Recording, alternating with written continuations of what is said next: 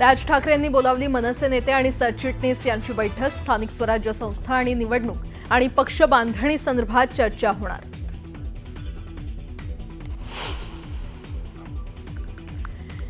राज ठाकरे आणि उद्धव ठाकरेंची मातोश्रीवर 40 मिनिटे चर्चा। राऊतांच्या कार्यक्रमानंतर राज ठाकरे अचानक मातोश्रीवर।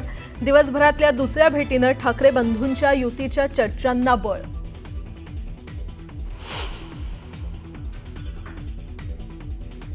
मुंबई पालिकेची प्रभाग रचना आज जाहीर होणार। आरक्षण सोडत आणि नंतरच्या निवडणूक प्रक्रियेला वेग येणार।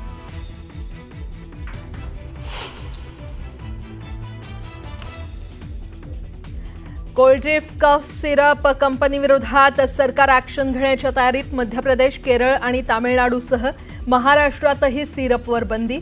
सिरपमुळे 18 बालकांचा मृत्यू झाल्यानं एकच खळबळ।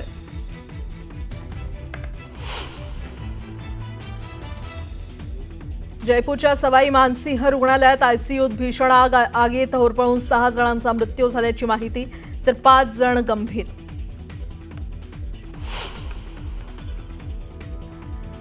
ओडिशामध्ये शनिवारी मूर्ती विसर्जनादरम्यान वादानंतर 13 ठिकाणी 36 तासांचा कर्फ्यू। इंटरनेट सेवाही बंद।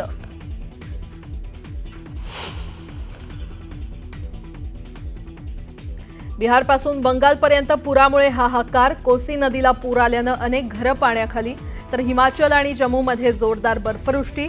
सर्व शाळांना सुट्टी जाहीर।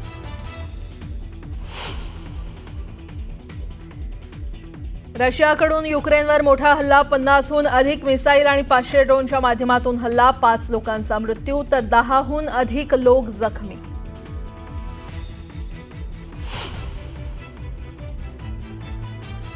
आणि भारतीय महिला संघाचा पाकवर 88 धावांनी दणदणीत विजय। महिला वनडे वर्ल्ड कपमध्ये भारताकडून पाकिस्तानची धूळधाण।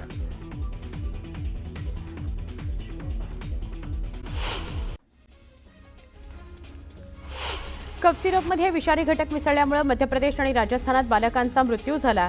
ही घटना घडल्यानंतर महाराष्ट्र अन्न आणि औषध प्रशासनानं नागरिकांकरता तातडीची धोक्याची सूचना जारी केली आहे। कोल्ड्रिफ्ट हे सिरप नावाच्या औषधाची एक विशिष्ट बॅच विकणं वितरित करणं तात्काळ थांबवा असे आदेश दिले गेलेले आहेत।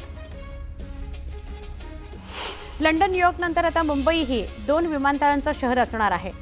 नवी मुंबई आंतरराष्ट्रीय विमानतळामुळे 2 लाखांहून अधिक रोजगार निर्मिती होणार आहे। विशेष म्हणजे या प्रकल्पामुळे दुहेरी विमानतळ असलेल्या लंडन, पॅरिस, न्यूयॉर्क, टोकियो यासारख्या जागतिक दर्जाच्या शहरांच्या यादीत मुंबईचा समावेश होणार आहे।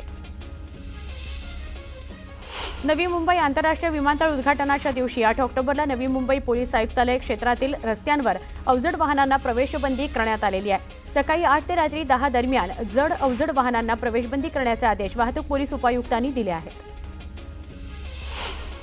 केंद्र सरकारनं फास्टॅग संदर्भातील नियमांमध्ये बदल केला आहे। ज्या वाहन चालकांकडे वैध फास्टॅग नाहीत आणि ते यूपीआयद्वारे टोल भरायचा आहे, त्यांनी आता नियमित टोलच्या 1.25 पट टोल त्यांना द्यावा लागणार आहे। कॅशमध्ये व्यवहार केला तर आधीसारखाच दुप्पट टोल भरावा लागणार आहे। हे नवे नियम 15 नोव्हेंबरपासून लागू होतील। भायखळा जिल्हा कारागृहामध्ये अत्याधुनिक सुविधांनी सुसज्ज स्वयंपाकगृह आणि तृतीयपंथीय आजारी कैद्यांकरता 6 स्वतंत्र सेलचं उद्घाटन करण्यात आलंय। जिल्हा वार्षिक योजना 2023-24 अंतर्गत मंजूर निधीतून या नव्या सुविधा उभारल्या जाणार आहेत।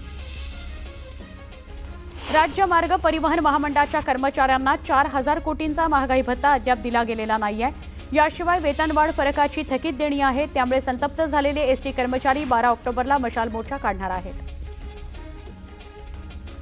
पावसाळ्यामध्ये शासनाकडून पर्यटकांच्या सुरक्षेकरता ऐतिहासिक जंजिरा किल्ल्याचे दरवाजे बंद करण्यात आले होते। मात्र 5 महिन्यांनी पुरातत्व विभागानं ऐतिहासिक जंजिरा किल्ल्याचे दरवाजे पुन्हा उघडण्यात आले। त्यामुळे पर्यटकांची आणि स्थानिक व्यावसायिकांची प्रतीक्षा संपली आहे।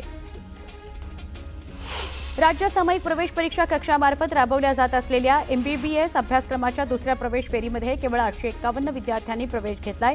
आतापर्यंत MBBS अभ्यासक्रमाकरता राज्यभरातील 7699 विद्यार्थ्यांचे प्रवेश निश्चित झालेले आहेत। 636 जागा रिक्त आहेत। बी फार्मसी फार्म डी या अभ्यासक्रमाच्या पहिल्या प्रवेश फेरीची पहिली गुणवत्ता यादी अखेर जाहीर झाली आहे। पहिल्या फेरीत यंदा 29,166 विद्यार्थ्यांना जागांचं वाटप करण्यात आलेलं आहे। राज्यात प्राध्यापकांच्या 12,000पेक्षा जास्त जागा रिक्त आहेत. यात अनेक प्राध्यापक हे PhD तसंच नेट-सेट परीक्षा देणारे आहेत. पदापासून ते वंचित राहिलेले आहेत. अनेक महाविद्यालयांमध्ये प्राध्यापक तासिका तत्वावर कंत्राटी पद्धतीने काम करतायत अशी माहिती समोर आली आहे. विदर्भातील वाघ सह्याद्री व्याघ्र प्रकल्पामध्ये स्थलांतर करण्यास केंद्र सरकारनं हिरवा कंदील दिलेला आहे. त्यामुळे आता विदर्भातील वाघांची डरकाळी सह्याद्री पर्वतरांगांमध्येही ऐकायला मिळेल. विदर्भातील वाघांची वाढती संख्या चिंतेची बाब ठरते. त्यामुळे वाघांना स्थानांतरित करणं ही उपाययोजना केली जाणार आहे. सोलापुरातील एकरूख या मध्यम प्रकल्पात म्हणजेच हिप्परगा तलाव आता जगाच्या नकाशावर येणार आहे. 154 वर्ष जुन्या ब्रिटिशकालीन तलावाला आंतरराष्ट्रीय सिंचन आणि निचरा आयोग म्हणजेच ICITनं वर्ल्ड हेरिटेजचा दर्जा घोषित केलेला आहे. छत्रपती संभाजीनगरमध्ये कोजागिरी पौर्णिमेच्या निमित्तानं शहरात दूध विक्रीत वाढ झालेली आहे. आज तब्बल 3.5 लाख लिटर दुधाची मागणी नोंदवण्यात आली. दरवर्षीच्या तुलनेमध्ये यंदा दूध विक्रीमध्ये दुपटीनं वाढ झाल्यामुळे दूध उत्पादकांनी अतिरिक्त पुरवठ्याची तयारी केली आहे. गेल्या काही दिवसांपूर्वी झालेल्या पावसाचा भाज्यांच्या दरावर मोठा परिणाम झाला. मटार, गवार, शेवगा याचे भाव 100 रुपयांच्या पुढे गेले आहेत. दक्षिण सोलापूर तालुक्यातील मनगोळीमध्ये पूर आला. 8 दिवसांपूर्वी सीना नदीला आलेल्या महापुरामुळे संपूर्ण गावात महापुराचं पाणी शिरलं. संपूर्ण गावात दुर्गंधी पसरली. दरम्यान घाणीमुळे गावात रोगराई पसरू शकते म्हणून ग्रामस्थांच्या वतीनं संपूर्ण गावातून स्वच्छता अभियान राबवण्यात आलं.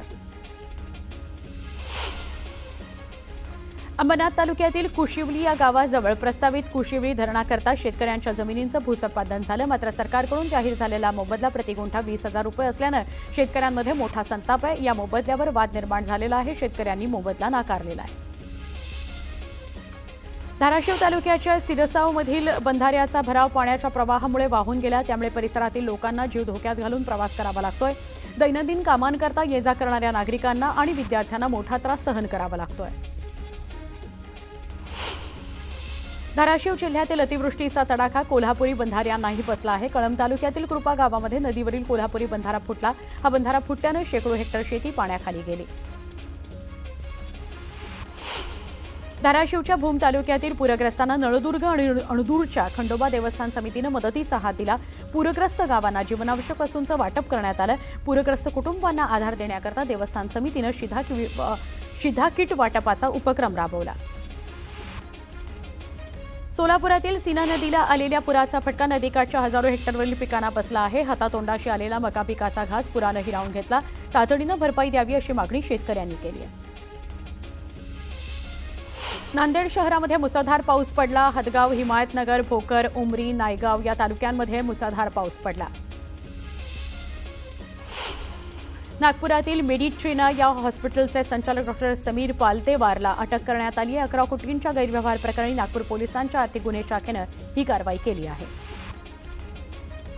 भंडारा शहराच्या मध्यवर्ती ठिकाणी असलेल्या गांधी चौकातील एका दुकानाला भीषण आग लागली. या आगीत दुकान जळून खाक झालं. आग शॉर्टसर्किटमुळे लागल्याचा प्राथमिक अंदाज आहे. लासलगाव विंचूर इथल्या कापड व्यापारावर चाकूनं जीवघेणा हल्ला करण्यात आला. या हल्ल्यात व्यापारी गंभीर जखमी झाला. व्यावसायिक वादातून भागीदार संतोष बोराडेनं हल्ला केल्याचा आरोप व्यापाऱ्याच्या नातेवाईकांनी केला आहे.